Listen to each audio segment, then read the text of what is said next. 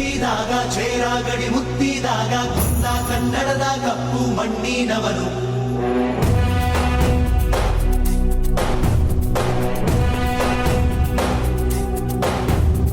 ವಜ್ರ ಬಲ್ಲಾಳರಾಯ ಸೋಗೆ ಬಲ್ಲಾಳರಾಯ ಗದ್ದಿಗಲೆ ಬಿತ್ತಿ ಹೋದ ವಂಶಾದವನು.